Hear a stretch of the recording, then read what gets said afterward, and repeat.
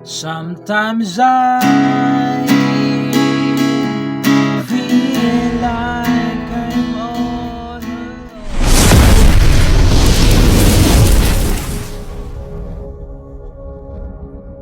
Hello mga ka-idol! So ngayon meron na naman akong ituturo sa inyong magandang kanta.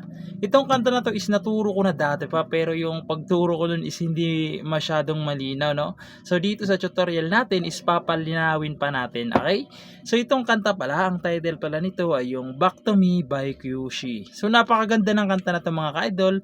May mga bar chords nga lang siya, pero alam ko namang kayang-kaya nyo yan, okay? So dito muna tayo sa kanyang strumming pattern. Yung strumming pattern natin is pangkabuuhan na, okay? So ganito lang: down, down, up, up, down, down, down, up. Okay?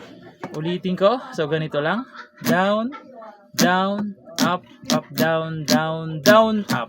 Okay? So ganun lang yung strumming pattern natin. Okay? So palitan nyo na lang yan kung sakaling gusto nyong palitan.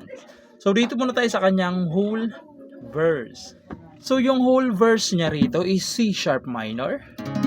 So yung C sharp minor sa 5th fret, 4th, 1, 2, 3, 4 sa 4th fret na kabar. Sa 5th fret, 2nd string. Sa 6th fret naman ay 4th string tsaka 3rd string lang, okay? Ayan, C sharp minor. Sunod is A sus2 or A2. Ayan, A2 lang yung nilagay ko dyan, pero A sus2 yan. Yung A sus2, 4th string lang tsaka 3rd string sa 2nd fret, okay? A sus2. Tapos E. So yung E, 3rd string, 5th string, tsaka 4th string, okay? E, tapos isa pang E. So dinoble ko yung E para mas hindi kayo malito ng pagpasok ng strum, okay? Yung apat na chords na yan, 2 times nyo gagawin, okay? Pag nagawa nyo ng 2 times, pupunta kayo ng C sharp minor, tapos A sus2 ulit. Pagkatapos nyan, pupunta naman kayo ng F sharp minor.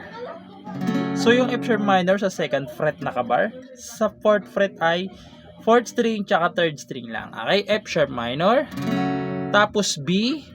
So yung B sa 2nd fret pa rin na kabar, sa 4th fret naman ay 2nd string, 3rd tsaka 4th string lang, okay?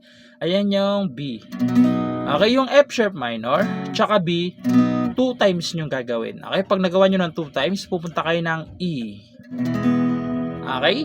So sasampulan ko na kayo ng kanta para at least mas maintindihan nyo kung paano siya tugtugin. Okay, so ganito siya kapag tinugtugan. Sometimes I feel like I'm all alone. Isa pa, wondering what I have done wrong. Isa pang C sharp minor muna. Maybe I'm just, tapos yung F sharp minor,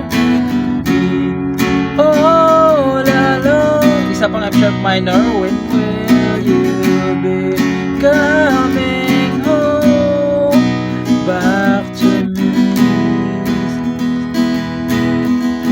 Tapos babalik muna kayo ng second verse, okay? Yung second verse, babalik muna kayo, tapos tsaka na yung chorus, okay? Sa second verse, doon naman yun sa part na sleepless night,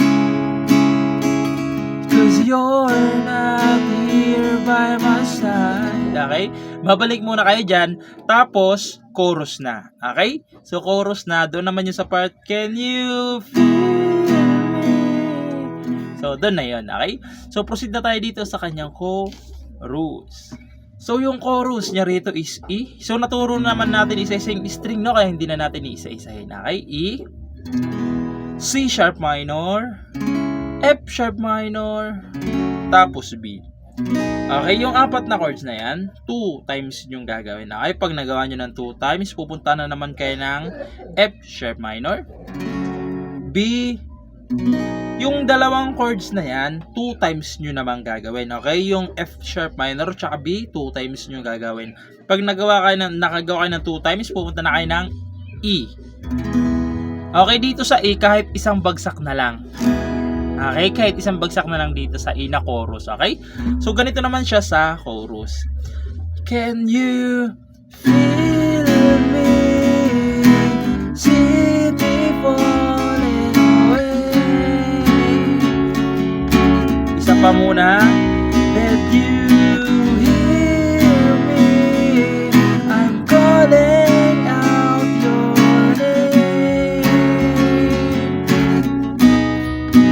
'Cause I'm barely hanging on. Baby, you need to come home back to me. Tapos, pupunta kayo ng adlib. Teng, teng, teng. Teng, teng, teng, teng, teng. So, pupunta kayo sa adlib, okay? So, yung adlib niya rito mga ka-idol is C sharp minor, A sus2, E, isa pang E. Okay? So, same lang siya ng verse. Okay? Yung adlib niya. So, 2 times nyo rin gagawin yan sa adlib. Okay? So, ganoon lang naman siya kadali. Paulit-ulit na lang yung chords niya hanggang matapos yung kanta. So, ayun lang. Sana nagustuhan nyo itong tutorial natin. And good luck sa bago nyo matututunan.